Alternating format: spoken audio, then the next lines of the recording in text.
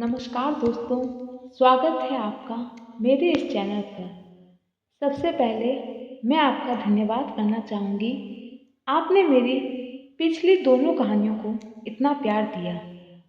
आज की मेरी इस वीडियो में जो कहानी है वह शिव भक्ति और 3 बहनों से जुड़ी हुई है।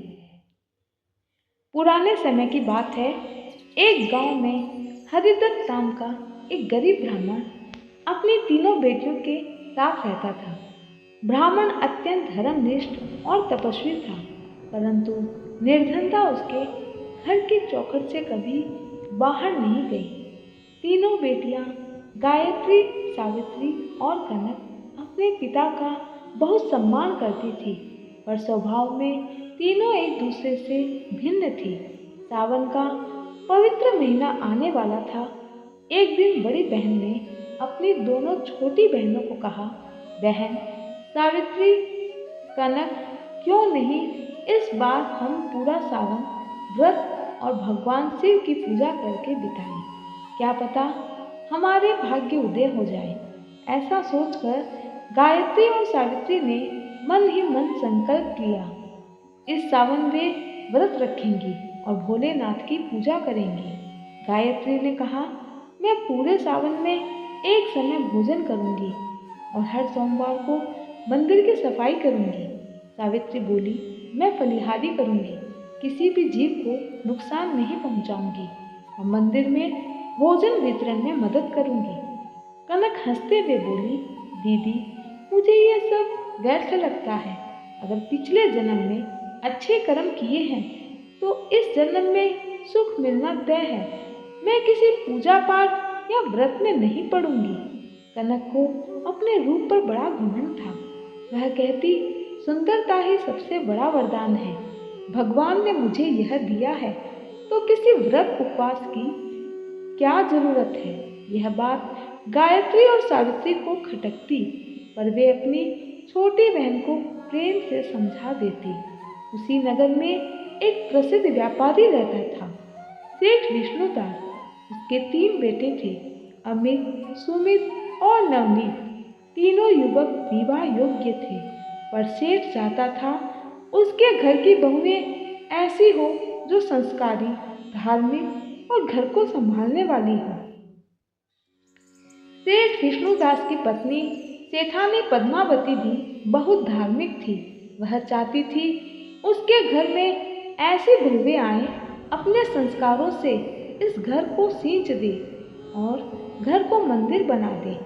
सावन का तीसरा सोमवार था।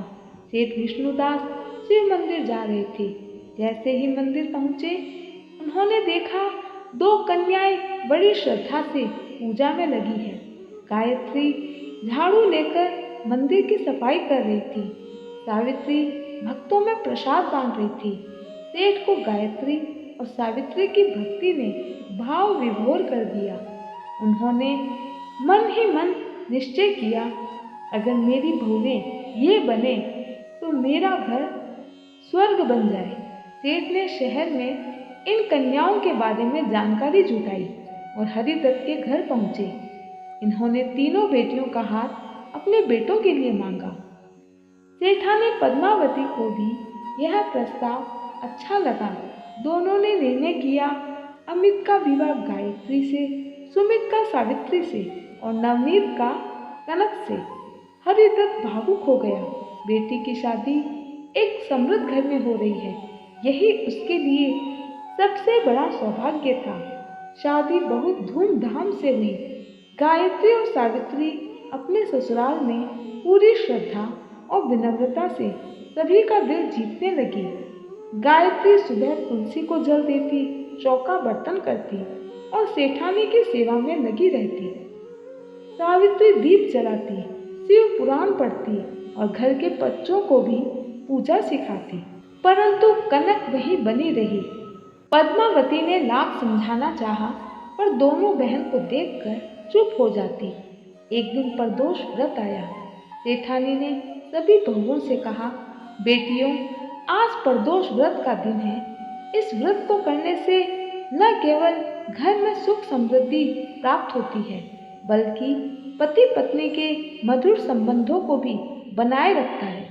अतः शिव कृपा प्राप्त करने के लिए तुम सभी विधि पूर्वक व्रत करो। गायत्री और सावित्री ने सहर्ष स्वीकार किया, पर कनक बोली, माँ जी, मैंने तो अपने मायके में भी कभी व्रत नहीं किया, फिर भी सबसे सुंदर पति पाया और धन वैभव से परिपूर्ण यह घर, ये सब कर्म कांड मूर्खता है।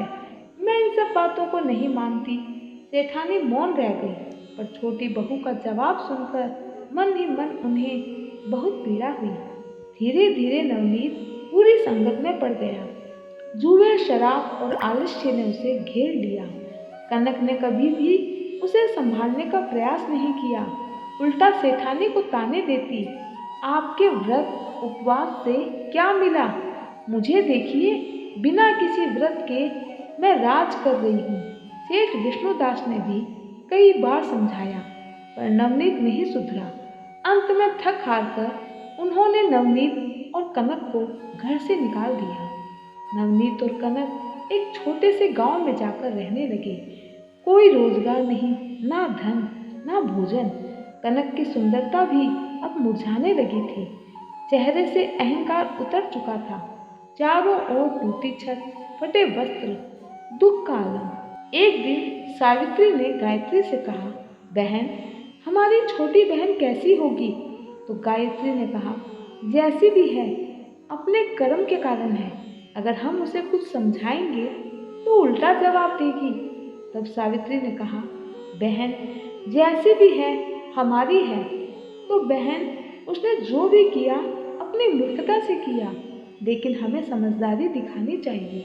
वे दोनों उसके हालचाल लेने निकल पड़े। जैसे ही वे कनक के घर पहुंची, दोनों बहनों के आंसू थम नहीं रहे थे। कनक दौड़ कर आई, बहनों से लिपट गई, फूट फूट कर रोने लगी। दीदी, मैंने बहुत पाप किया, अपने अहंकार में अंधी थी, कृपया मुझे क्षमा करें। गायत्री ने सिर पर हाथ रखा, उसको अपने गले से चिपका लिया, जैसे एक माँ अपनी बेटी को चिपकाती है। कनक, सासू माँ ने जो भी तुम लोगों के साथ किया, उसका बुरा मत मानना। तुम्हें सही राह दिखाने के लिए शायद यह जरूरी था। अभी भी कुछ नहीं बिगड़ा है कनक, सावन आ रहा है, तुम भी व्रत करो। शिव जी सुनते हैं, वह परम पिता परमेश्वर है, वो हमारी खबर नहीं लेंगे तो दूसरा कौन लेगा? कनक रोते रोते प्रभु के चरणों में गिर पड़ी। कनक ने पहली बार शिवलिंग को प्रणाम किया और कहा, हे भोलेनाथ, मैं अपने घमंड, अविश्वास और कटु वचनों के लिए क्षमा मांगती हूँ। इस सावन में पूरे महीने व्रत करूँगी। सावन का पहला दिन कनक ने सुबह 4 बजे उठकर गांव के मंदिर की सफाई की, जल अर्पण किया, बेलपत्र चढ़ाए। धीरे धीरे गांव के लोग उसे देखकर प्रेरणा लेने लगे। कनक का पति नवनीत भी उसकी बदलती भक्ति देखकर आश्चर्यचकित था। उसने नशा छोड़ दिया, एक व्यापारी के यहाँ नौकरी करने लगा। कनक ने हर सोमवार विधि पूर्वक व्रत रखा। वो खुद तुलसी चौबारा सजाती, हर आने जाने वाले को पानी पिलाती। कुछ महीनों में कनक का जीवन पूरी तरह से बदल गया। एक दिन सेठानी पद्मावती कनक के घर आई। उन्होंने देखा, द्वार पर सुंदर रंगोली थी, तुलसी चौबारे में दीपक जल रहा था, घर में गीता और पुराण की ध्वनि थी। कनक दौड़ती हुई आई, माँ के चरणों में गिर पड़ी। माँ जी, आपने जो कहा वो सत्य था, मुझे माफ करिए। थोड़ी देर में नवनीत भी आया और माँ के चरणों में गिरकर क्षमा मांगी। अब तीनों भाई और तीनों बहुएं फिर से एक हो गए। गायत्री अमित के साथ शिवालय बनवाने में लगी। सावित्री सुमित के साथ गांव में गौशाला चलाती। कनक और नवनीत सेवा और सत्संग में रम गए। हर सावन में तीनों बहुएं व्रत करती, साथ बैठकर शिव चालीसा गाती। दोस्तों, इस कहानी से हम यह शिक्षा पाते हैं कि कनक ने यह सिखाया, भक्ति और पश्चाताप से जीवन बदल सकता है। गायत्री और सावित्री ने दिखाया कि भक्ति स्थायी सुख देती है। घमंड चाहे सौंदर्य का हो या धन का, अंततः विनाश का कारण बनता है। सही राह पर लौटने में देर नहीं होती, बस श्रद्धा और संकल्प चाहिए। भाइयों और बहनों, अगर ये कथा आपको अच्छी लगे तो कमेंट में एक बार हर हर महादेव ज़रूर लिखना। ऐसी भावनात्मक और शिक्षाबद्ध कहानियों के लिए मेरे चैनल से जुड़े रहें। हरे कृष्णा, हर हर महादेव।